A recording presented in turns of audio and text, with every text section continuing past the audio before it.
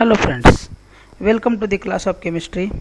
I am Dr. Nitin Jadhav, Assistant Professor of Chemistry at Vidya Pratishthan Kamal Nayan Bajaj Institute of Engineering and Technology, Baramati.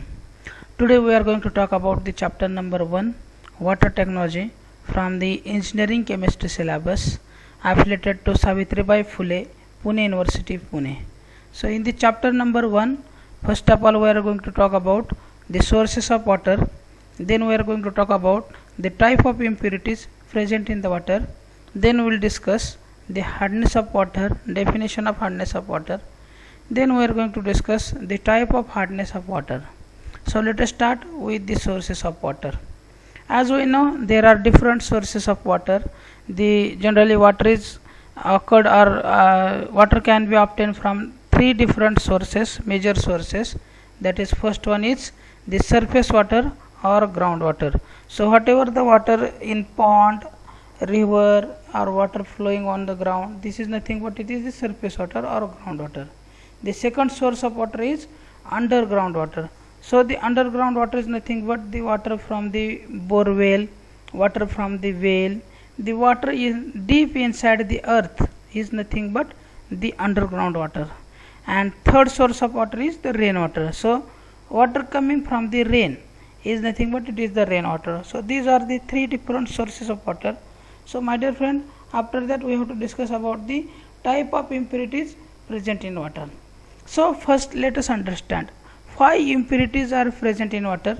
As we know, when water flows on the surface of water, that time whatever the element, whatever the salt, whatever the minerals, whatever the gases which are present in the soil, they get dissolved in the water and hence the impurity get added.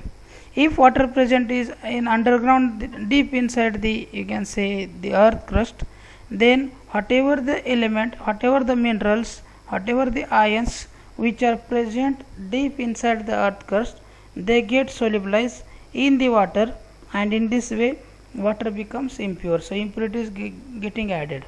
So my dear friend, if the water is the rainwater, then this water does not contain any impurity unless and until it comes into the contact of the surface or soil. Till that that water is the purest form of the water, because there is no any impurity which are going to add. Nowadays, yes, due to pollution, the tremendous air pollution is there and many gases are present in the environment. So water, while coming from the sky to the surface, that time some gases may get dissolved in the water and water may get contaminated. So we have to discuss about the type of impurities present in water.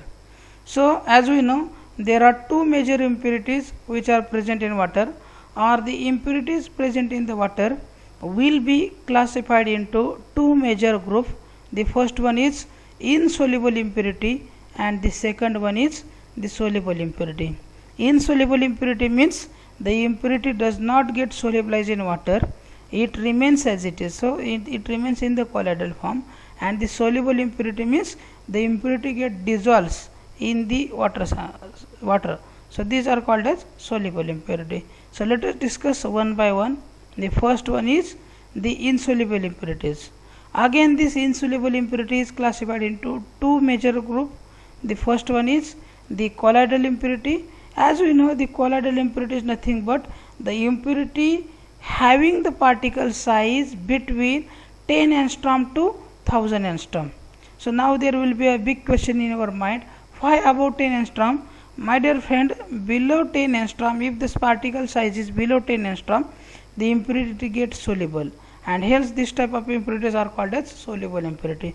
So insoluble impurity means the particle size are above 10 angstrom, and if the impurity size is above 10 angstrom and less than 1000 angstrom, then this type of impurity is called as colloidal impurity. And this type of impurity is turbid and in the form of colloidal solution. Now how to remove this impurity? This impurity can be removed by coagulation followed by filtration. As we know, why coagulation is essential? Because the impurities are very small, the particle size is very small, only up to 10 angstrom. So by filtration it may not be removed. So for that, what we have to do, First of all, we have to do the coagulation or sedimentation, and then we have to do the filtration. Coagulation is nothing but it is the conversion of smaller particle into larger particle. So small particle will be converted into large particle, and then after that it will be filtered. The second type of impurity is suspended impurity. So what is the suspended impurity? The impurities having particle size greater than 1000 angstrom. So whatever impurities are there above the colloidal impurity, that type of impurity are called as suspended impurity, because the particle size is greater than 1000 angstrom. So this type of impurity is generally visible to the human eye, and we can see the particles which are suspended, or is nothing but it is the suspended impurity. How to remove this impurity? Just by filtration. We do not need to coagulation or sedimentation, because the particles are enough, you can say larger, enough bigger, that we can easily filter out. So this impurity can be removed by filtration. Then we have to talk about the another class of impurity, that is soluble impurities. Again, my dear friend, this soluble impurity can be divided into three different types. The first one is organic impurity. As we know, why this is called a soluble impurity? Because the particle size of impurity is less than 10 angstrom, hence it is called as the soluble impurity. It contains generally organic compound, that's why it is called as organic impurity. So it contains organic compound like sugar, alcohol, urea. Then it may contain the acids, different carboxylic acid. So organic compounds, if the organic compounds are present in water, and if they are the soluble, then these are the called as soluble impurities.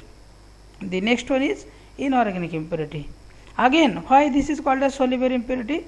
Because the particle size is less than 10 angstrom. So hence it is called as the soluble impurity, because the particle size is less than 10 angstrom, and generally it contains the inorganic compound like salts of different ions like calcium 2 plus, magnesium 2 plus, sodium plus, potassium plus, iron 2 plus, iron 3 plus, aluminum 3 plus, like this. Many inorganic compounds are there. It may be a salt, it may be a, you can say, gaseous compound which are present in the water. So these are called as the inorganic impurity, because the inorganic compounds are present. How to remove this organic impurity and inorganic impurity?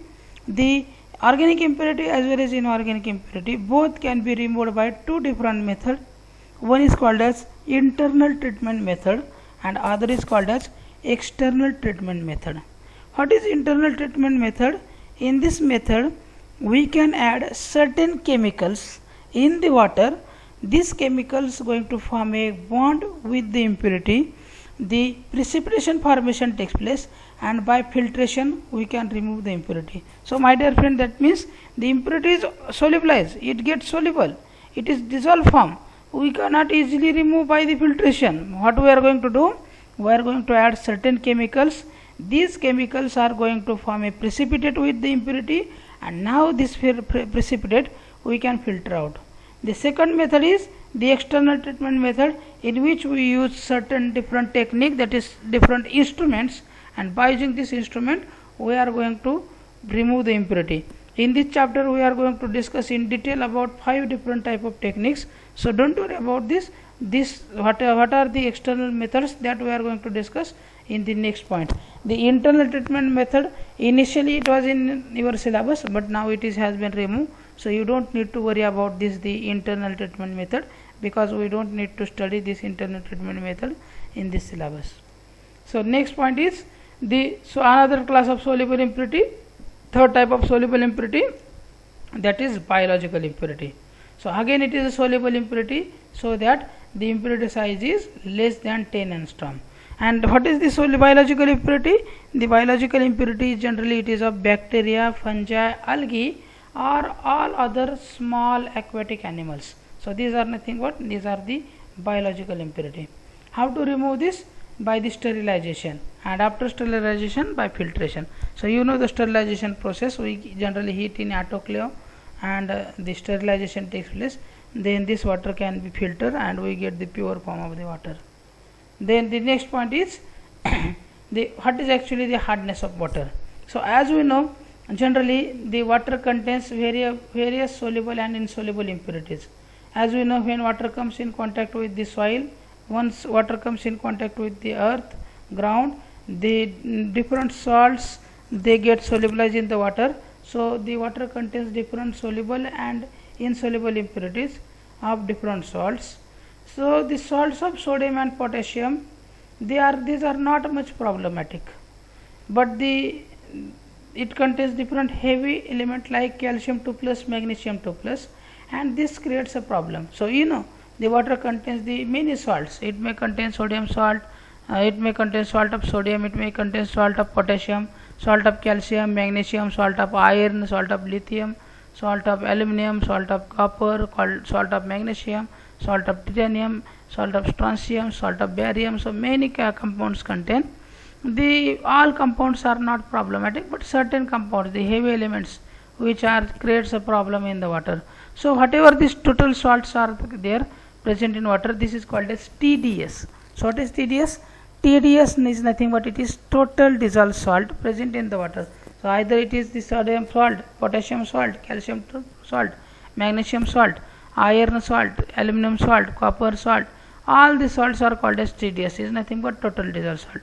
So as we have discussed, among this total salt, the salt of heavy elements generally creates problem in the water. So when this salt of heavy element like calcium 2 plus and magnesium 2 plus from the water interact with the soap, it does not produce foam or leathery jelly. Rather it produces scum or PPT or turbidity in water. So this is the problem. So when we try to form a foam using the soap with this water which contains the calcium 2 plus and magnesium 2 plus, heavy element like calcium 2 plus and magnesium 2 plus, it react with the soap and it does not produce the foam easily. It produces PPT or it produces scum or it produces turbidity in water. So this property of water is called as hardness of water. So whatever this turbidity formation, scum formation or PPT formation is there, this is nothing but it is the property of hardness of water. So how the hardness of water can be defined? The hardness of water can be defined in simple word: the water which does not produce foam or leather easily with soap is called as hard water. So how we can define the hard water?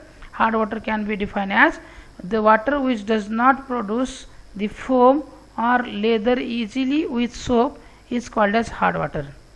So this hardness character is induced in water due to presence of heavy metal in water like calcium 2 plus and magnesium 2 plus, which react with soap molecule and produces scum or PPT or turbidity.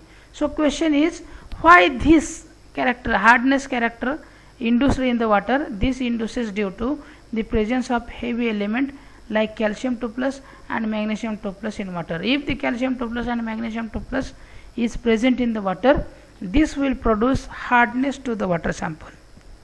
So here we can say that why there is no foam formation, why there is the scum formation. This is the simple reaction. We know the sodium citrate is nothing but it is the soap, sodium ion containing soap. When it reacts with the water contains the calcium 2 plus ion, magnesium 2 plus ion, heavy ions. There is a formation of the calcium citrate or calcium stearate generally, and this is nothing but it is a scum. So calcium 2 plus, magnesium 2 plus react with this sodium stearate. Stearate is the ligand, and there is formation of calcium stearate or magnesium stearate. It is nothing but it is the scum or PPT or turbidity in water sample. So it does not produces the foam. So we know this is the water which is coming from the rain. It is the purest form of the water. When this water falls on the earth, a mountain, it comes in contact with the earth's surface which contains certain salts like calcium 2 plus, magnesium 2 plus. These salts may get dissolved in this water and the water becomes impure. So now water droplet consists of the calcium 2 plus salt, magnesium 2 plus salt. Not only these two salts, but it contains many more other salts like magnesium, calcium, potassium, lithium, iron, aluminum, and hence the water becomes hard water. So the next is this water droplet containing calcium 2 plus, magnesium 2 plus. The calcium and magnesium generally are present in the form of salt like this calcium carbonate, calcium carbonate is insoluble in water, but calcium bicarbonate, magnesium bicarbonate, magnesium carbonate, calcium sulfate, magnesium sulfate, calcium nitrate, magnesium nitrate, calcium chloride, magnesium chloride. So this is the example of the water droplet containing calcium bicarbonate which is present in water. When we try to react this with the soap, so there is a formation of scum. So generally there is no foam formation, there is no lather formation. This type of scum formation is there. We can easily understand here the basic difference between the foam and scum. So this is the foam and this is the scum. So this is the lather and this is the scum formation. So generally when our water sample containing the heavy element like calcium 2 plus, magnesium 2 plus react with the soap, it does not produces this type of lather, it produces this type of scum. So there are different type of hardness of water. Now we have to discuss the types of hardness of water. So there are majorly two types of hardness of water. One is the temporary hardness or carbonate hardness, and another is permanent hardness or non-carbonate hardness. My dear friend, here name itself indicate the hardness is temporary. Temporary means it can be easily removed, and this hardness is contain carbonate hardness. So generally it contains the carbonate salt. The another type is permanent hardness. That means this hardness cannot be removed easily, and this hardness is based on non-carbonate hardness. So we'll discuss one by one. So first of all, temporary or carbonate hardness. So what is this? The hardness character in the water due to presence of bicarbonates and some soluble carbonates of salt of heavy metal ion, which can be easily removed by just boiling of water, is called as temporary hardness. My dear friends, see the definition, very important definition. Please see this definition very carefully.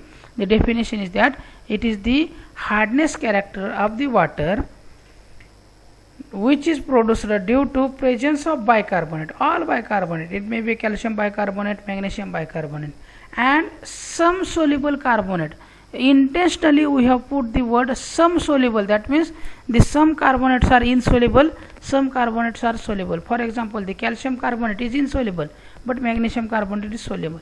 So soluble carbonate of the salt of carbonate of heavy metal like calcium 2 plus, magnesium 2 plus. If these calcium 2 plus, magnesium 2 plus are present in water in the form of carbonate or bicarbonate, then and this can be easily removed by boiling of water. So if we heat the water, if we boil the water, this carbonate impurity and bicarbonate impurity can be easily removed. Hence it is called as temporary hardness. So hardness is there for the water sample, but it is temporary, it can be easily removed. Example are calcium bicarbonate, magnesium bicarbonate, magnesium carbonate. So these are the example. Now question is the how to remove this temporary hardness. We know the temporary hardness, that means it can be easily removed. So this type of hardness causing salt can be easily converted into insoluble salt by just boiling of water and can be removed by filtration. As we know, whatever these salts are there, the carbonate salt and bicarbonate salt, these salts generally produce the hardness, and this hardness is the temporary hardness. So this temporary hardness, soluble hardness, can be converted into insoluble hardness by just boiling the salt. If we boil the water, the soluble impurity is converted into insoluble impurity, and just by filtration we can remove this insoluble impurity. So temporary hardness can be easily removed. This is the example. The water contains the calcium bicarbonate. So this is the impurity, calcium bicarbonate is impurity which is present in water. If we heat this, it will be converted into the calcium carbonate. We know, my dear friend, the calcium bicarbonate is soluble in water, but calcium carbonate is insoluble. So that's why it is called as aqueous. This is solid. Calcium carbonate is insoluble in water, so calcium carbonate PPT is formed. This PPT can be easily removed by filtration. So you know this calcium bicarbonate, which is generally the cause of temporary hardness, after boiling it can be converted into the hardness removed scale, it can be converted into solid and it can be easily removed. The another example of magnesium bicarbonate. The magnesium bicarbonate again by heating converted into the magnesium carbonate. My dear friend, here magnesium bicarbonate is soluble in water. The magnesium carbonate is also soluble in water, both bicarbonate and carbonate. both are soluble, so here it cannot be removed. But further, if we heat this magnesium carbonate, we convert into the magnesium hydroxide, sorry, MgOH twice. Again, here should be a bracket, MgOH twice, which is in solid state. Then this can be filtered and removed. So magnesium bicarbonate first of all heated, converted into the magnesium carbonate. Again it is solid, which is in the liquid, soluble salt, which can be converted into the magnesium hydroxide, which is solid form. Then it can be removed by simple filtration method. So this can be easily removed. Now the next point is the permanent or non-carbonate hardness. We have talked about the, you can say, carbonate or temporary hardness. Now we have to discuss about the permanent hardness. So what is permanent hardness? The hardness character in water due to presence of dissolved salts of heavy metal ions other than bicarbonate and some soluble carbonate salt of heavy metal ion, and which cannot be easily removed by just boiling of water. This is called as permanent hardness. My dear friend, definition is very simple. What is the definition? It is the character in water due to presence of dissolved salt of heavy metal ion and carbonate and bicarbonate. So it may be a calcium bicarbonate, magnesium bicarbonate. So this type of salt should not be present. So it other than this salt, and it cannot be easily removed. So other than carbonate and other than bicarbonate, salt should be like that. Magnesium sulfate, sodium sulfate, magnesium sulfate, calcium sulfate, magnesium nitrate, calcium nitrate, magnesium chloride, calcium chloride. So these are the non-carbonate salts, and these cannot be removed by just boiling of water. Example: calcium chloride, magnesium chloride, calcium nitrate, calcium sulfate, magnesium sulfate. Now next, how to remove this permanent hardness? So removal of permanent hardness, my dear friend, this type of hardness causing salt can be easily removed by chemical treatment method or membrane filtration method. Please remember, please note, this type of hardness cannot be easily removed by boiling of water. Rather, this type of the salts or this type of hardness can be removed by adding certain chemicals or by certain membrane filtration method. Now we have to discuss what are these methods. So chemical method, in chemical treatment method we can use different chemical like soda lime addition, sodium phosphate addition or calgon addition. We can add these different chemicals. By adding this different chemical, soluble impurity will react with this chemical or this chemical, and it may convert into the PPT, and this PPT by filtration we can remove. The next method is the membrane filtration method. In this method we can use zeolite, we can use deionization method, we can use reverse osmosis, we can use electrodialysis, or we can use ultrafiltration. My dear friend, in your syllabus these methods have been removed, so we don't need to talk about the chemical treatment method, but we have to talk about this membrane filtration. Zeolite is there, deionization method is there, reverse osmosis is there, electrodialysis is there, ultrafiltration is there. So this method we have to discuss in detail in your syllabus. These chemical treatment methods we don't need to discuss. So this method we will discuss in detail, the instrumentation, construction, working and principle in the next coming lectures. So in summary, how this hardness can be classified. So there is the total hardness. Total hardness means all the hardness which is present in the water. Then this total hardness can be classified into the permanent hardness and temporary hardness. So every water has three type of hardness. One is the total hardness, another is the temporary hardness, and another is the permanent hardness. So in the next lecture we have to solve some problems or numericals based on this determination or calculation of total hardness of water sample, temporary hardness of water sample, and permanent hardness of water sample. That we will discuss in next lecture. So this is for all this about this today's lecture, introduction to the water technology, the introduction to the hardness and type of hardness. So remaining part we will cover in next lecture. Thank you for watching this video. Thank you very much. Have a good day.